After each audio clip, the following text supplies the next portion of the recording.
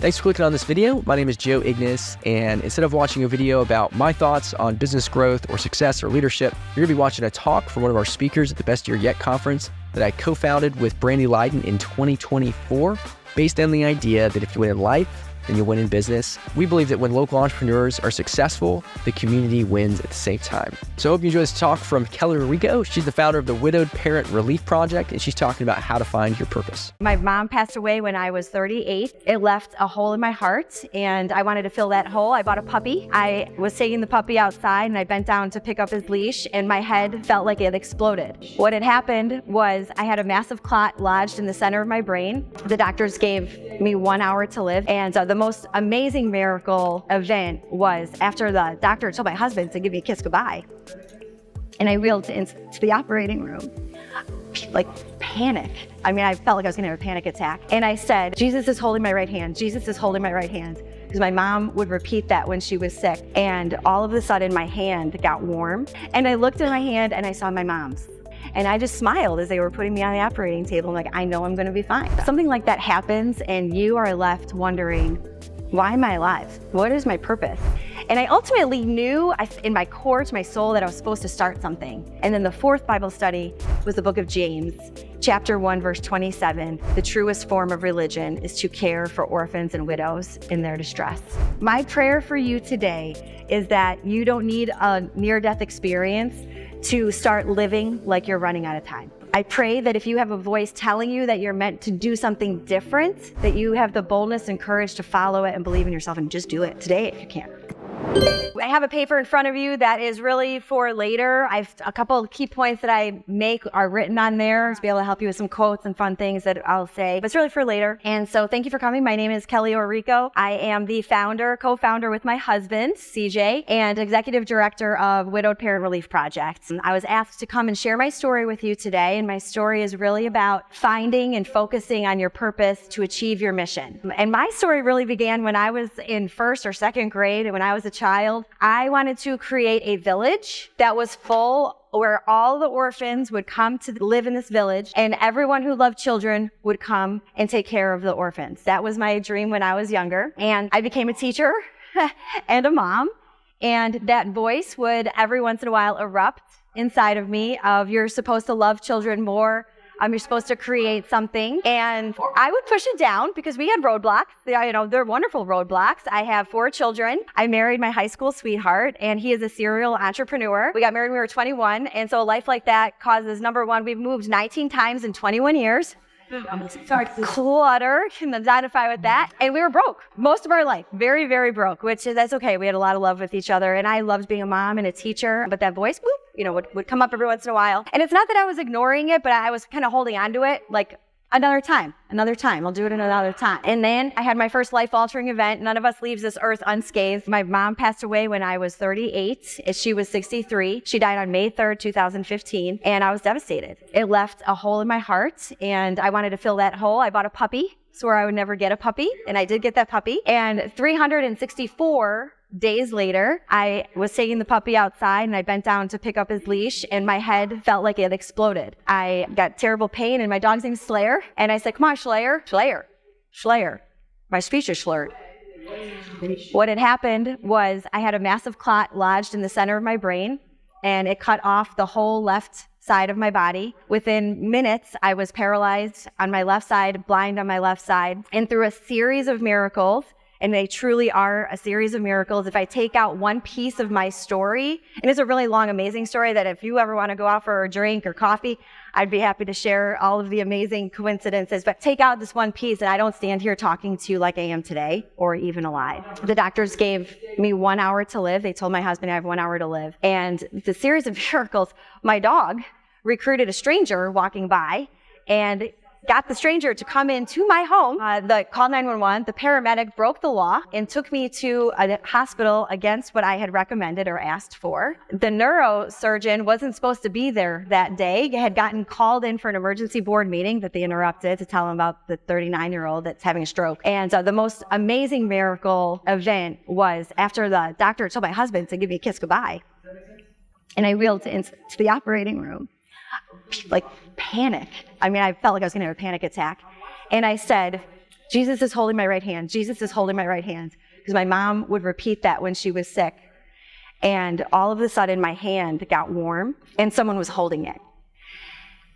I was certain that I was going to look at my hands and see Jesus' hand, because that's what I was praying for. And keep in mind, the only thing that actually worked on my body was my right side. And I looked at my hand and I saw my mom's. And I gasped, because again, I was expecting Jesus's. And the nurse leaned down and for the 100th time that day asked me, "Are you allergic to anything?" And for the first time that day, I said, "Oh, yes." Those words, I'm allergic to anesthesia, never left my mouth, ever in my life. My mom was always the one to tell the doctors. And when I said that, of course, chaos is ensuing. She's allergic to anesthesia, and there's like chaos going on. And I just smiled as they were putting me on the operating table. I'm like, I know I'm going to be fine. And they named me Patient of the Year that year. I got to light the Christmas tree on top of the hospital. So this Christmas, when you're driving by and you see those Christmas trees, there's a patient that lit those. They all thought I was going to die that day.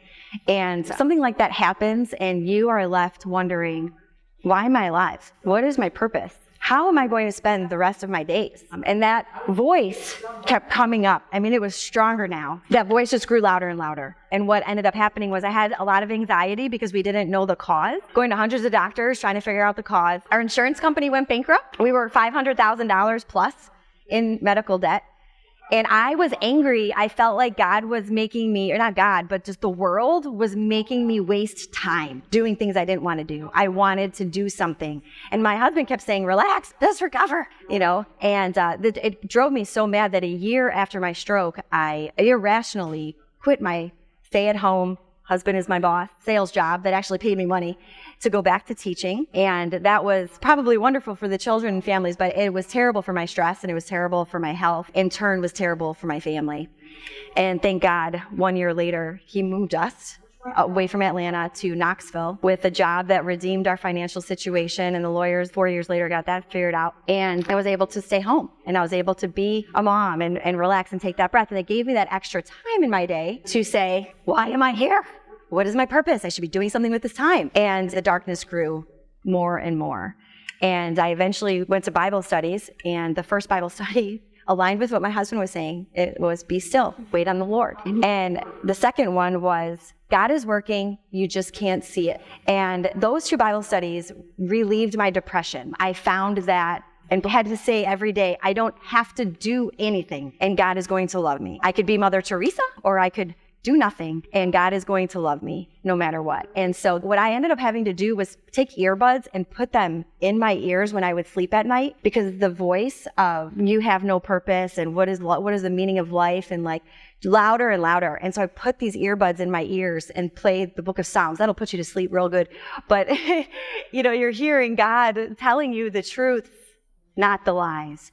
And that would help me sleep. It was the only way I could sleep. And then the next Bible study was listen to the Holy Spirit and obey. And I have journal entries of like, I promise I'll obey. Just tell me what it is. Just tell me what it is. And I ultimately knew in my core, to my soul, that I was supposed to start something.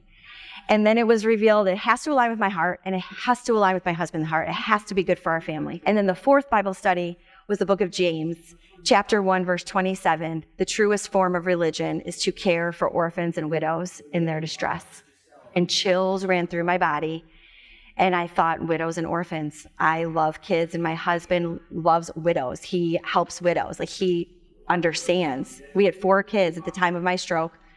My oldest was turning 14 on May 3rd, the next day. My stroke was May 2nd. Anyways, his heart's for widows. And so I started researching what's out there. Is there anything out there? Is this real?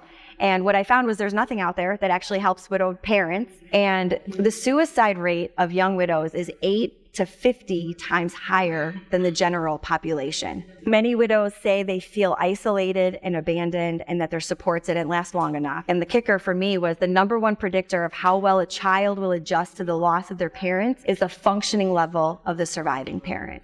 And so that was it. I hit the ground running. It was like, how do you start a nonprofit? What programs could we create? How would we create them? Who can help me with this? How do we get the money for this? And it was, the whole get the right people on the bus, like surround yourself with people that are smarter than you. I felt like Hamilton, like, why does he write? Like he's running out of time, I just would get up and work and work and work. And I know so much drive this is why I'm here. This is what I'm supposed to be doing right now. And I was scared. I mean, there are things like I like to win. I'm a very competitive person. I don't like to look dumb.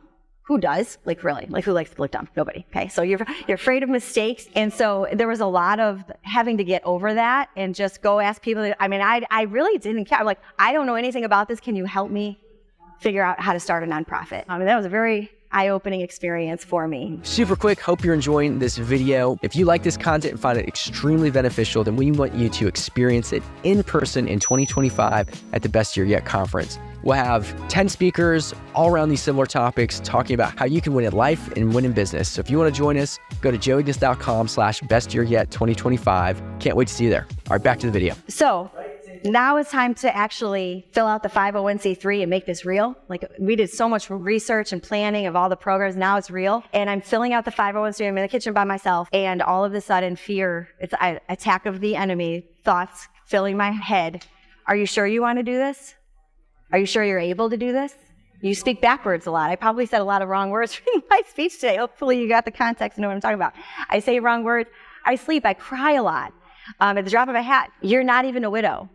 You don't have the right to do this. You're going to say something to offend, and people are going to be mad. What if you spend the money wrong? It was like this pressure in my heart. And as those thoughts are going on, and I'm searching to find the answer of this 501c3 form, I see a yellow GIF, and it says National Widows Day. And I was like, oh, we could have an event on that day. When is that day? And I click it. May 3rd. May 3rd. God speaks to us in ways that are meaningful to us. He reaches us. If you ask for it, if you open your eyes and ask for it, I lost my mind. I pushed back, like, oh my goodness. I promise I will never let fear stop me again. Like I won't. This is your mission. This is why I'm here. I promised you I would obey, and I'm going to go. And that, again, Hamilton, boop, why does he write? Get the people on board, I had to create a business plan, and I had to be a board president, and never even been on a board, bylaws, how do I do that? And so there are a lot of things that in your daily job, in your daily task, in your daily life, there are things you don't like to do, right? But there's a saying, and this is on your paper, once what you are doing has meaning for you, it is irrelevant if you are happy or unhappy. You will be content. And that couldn't be more true for me. Like, I'm so content now. And, you're going to have these challenges. You're going to have the things you like in your job, the things you don't like in your job. If you can find that meaningful purpose, you're going to find contentment, and those struggles will have meaning for you. There will be purpose in your suffering, and that is what keeps you going. So nothing will stop you from achieving your mission when you rely on the meaningful purpose to you behind it. So on your paper, actually, there's a little clipboard, and there's a big brown spot. I want you to write the word rely. You have to rely on your mission. And what does that look like? Well, for me, it's taken years of practice. I get up in the morning. So I volunteer. I don't get paid. I volunteer. And so there's days where you're like, do I really want to do this? I'm tired or whatever. But then I say, God, this is for you. You told me to care for widows and orphans. This is for them. Send me the volunteers. Send me the money. Put the right people in my path. I will do my part. You help me do your part, right? And saying that every morning has really, really helped me just get going in my day. And then as years gone by, it's getting easier now, these roadblocks and these fears, because when those fears come, I say it again. No, God told me to do this. This is for widows and orphans, and just keep going. And so if you can do that, if you can replace those thoughts with your statement of purpose, it's going to help you keep going. Okay, so it's important that you write it down and say it and have it and get in that routine if you have a mission and purpose. So, I even find in my daily task, like I had to pick up pants on my husband hates when there's clutter on the floor. I'm like, until I identify what that beats. And so, if I found myself the other night, like bending out as I'm picking it up, I'm saying, well, I'm doing this for CJ, if it makes him happy. And I thought, wow, that made that task easier. It made it easier when you have that meaning behind it. So you can apply this to every part of your life, not just your job, okay? But this is what gives me the drive to write like I'm running out of time. My statement of purpose is what gives me that drive, because I am running out of time. You all are running out of time. We all are running out of time. It's proven to me every day now as I meet my young widows and widowers who've lost their spouse. I see it every day. What I've come to realize is that my feeling of lack of purpose really came from feeling that I was not using the time that I had left to love other people in a way that was meaningful to me, in a way that I felt was directed by God. That's why I had that feeling of lack of purpose. That's why I was frustrated. Everyone in this room has a different situation. And I know that right now in my life, I'm very, very lucky. I have the time, I have financial freedom, thanks be to God and my husband, and I have my health to be able to do what I do all day long. And I have people that say to me, like, I wish I could do that. Like, I make cabinets. I don't have that. Like, I promise that you can find this contentment in your life no matter what you do, okay? If you can't remove the roadblocks that prevent you from doing what your heart is saying, number one, make sure they're real roadblocks.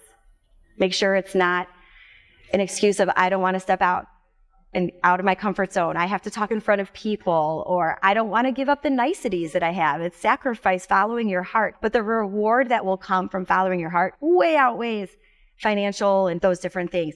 If your purpose is, I want to get another vacation and I want to get another nice car, and don't get me wrong at all. Part of this is going to be to have you write a list of the people in your life. You need to be on that list. Okay? You need to love yourself too. I'm not saying that there's anything wrong with that, but if that's your purpose and that's what's driving you, you're always going to want more. You're never going to fill it. You're never going to have that contentment. So make sure they're real roadblocks. Again, if you can't remove those roadblocks, I want to remind you that you are a vessel. People say, well, what's the meaning of life? What's the meaning of, we all search, what's the meaning of life? The meaning of life is love. There's an answer. It is an answer. We were all put here on earth to love, to learn how to love. Every human on the planet longs to be loved. Every person you come in contact with today, all of you sitting here, we all long to be loved. That's your purpose. That's your purpose. So you have someone that you're supposed to make a difference to today. And who it is today might be different than who it is tomorrow. But if you can focus your purpose on loving in a way that's meaningful to you, to the people in front of you, because you affect people. People you drive behind in the streets, on the way here, the traffic. People you run into in the store, the people who deliver your mail, the person who takes notes for you, the person who makes phone calls for you, your children. You're doing business for your family, you're affecting your family. The people you compete against in your business industry, you're affecting them. You can love them. And it's going to have you on there, write all the people that you come across in your day. Those are the people that are going to write your story. Those are the people that are going to tell your legacy. The one thing that remains in this world is love. All the money will pass away and be gone. I say, and it's so true. So it's a cliche, but it's true. People will not remember your accomplishments or what you did. They're going to remember how you made them feel. And these, again, are the people that are going to tell your eulogy. They're the people that are going to tell your story, okay? So I encourage you to find in your life who you affect.